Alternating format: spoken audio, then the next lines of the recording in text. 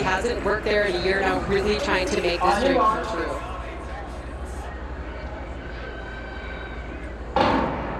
You may not know all the runners in this first semi for the men's 1500, but it is packed with talent.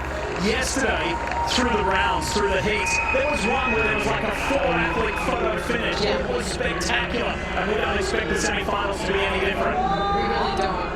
You see on the outside there, actually in the middle, slowly moving up a little bit on the outside, is also Cooper's here. He's moving up now. He trains with Cole Hocker. He won this race in 2022, and he's run a lot of really fast times, but tactically has struggled a little bit, and really wants this year, has been working out and wants to become just a master at the 1500, not only time trialing, but also tactically. Here comes Cole Hocker. He was mid-pack, and now he's starting to move to the front, shoulder to shoulder with Cooper.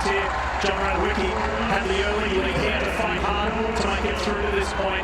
And then you've got Joe Wascombe, who, by the way, kept it quiet that he's just signed a pro deal with Adidas. He said, I didn't want that to be a distraction before my first heat. He said, I wanted to run and then tell the world that I've gone pro. And I'm just out here having fun.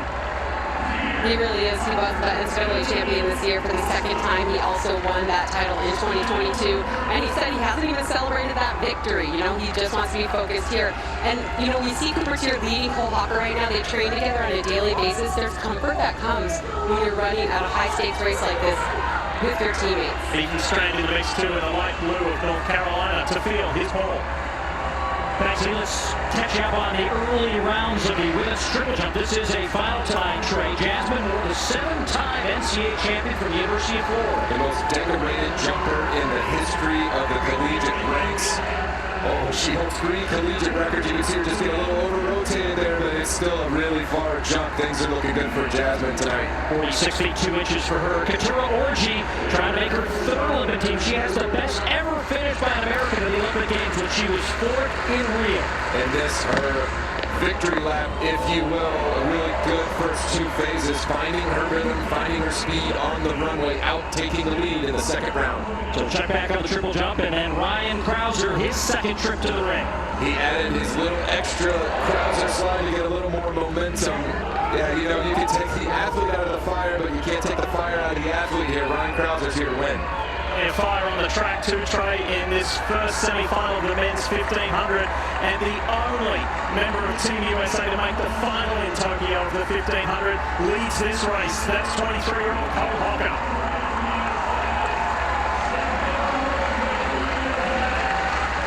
Sam Prakel coming up on the outside. Eric Holt along lap. Mid-pack is starting to get physical. The bell lap, 1 to go. Holt said he's going to give it all he's got, and he goes up into 4th place now on this final lap. He's trying to move into position now. Only the top 5 get through. This race was a little bit slower than we saw in the prelims of yesterday, and now these men have left themselves a little bit vulnerable, but now we see Wascombe coming in on the outside, trying to move into that top 5 position. Luke Hauser is doing well. Sam Prakel. Now you see Wascombe on the outside. Look at the pushing and shoving going on. Holt's digging deep. Strand, Ethan Strand's been in that top 3, 4, 5, and on the outside comes Joe Wascombe. The top 5 from each semi-final will go through to Monday's final. Now look at the sprint to the line. Who's going to make that top 5? Wow! Cole Hocker in control, and it's a mad scramble to be in that top handful. Unfortunately, Eric Holt is not going to do it. Murphy put on a terrific run right at the end. Liam made it. The runner from New Jersey, and Ethan Strand did as well. But Cole Hocker once again in control. Well, he found himself in a little bit of danger coming off the bend there, and he had to work his way through the crowd. He was able to sneak through on the inside, which is very tough down the home stretch in a race like this, and was just able to accelerate through at the very end. Look at the smile from Ethan Strand, looking over at Liam Murphy. A couple of the younger runners in this field knowing that they've got a shot to go to Paris.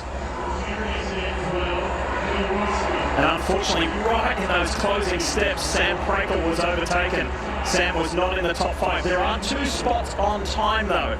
So the top 5 from each semi, and then the best 2 fastest times after that will go through to Monday's final. Who grabbed your attention there, other than Cole Hocker?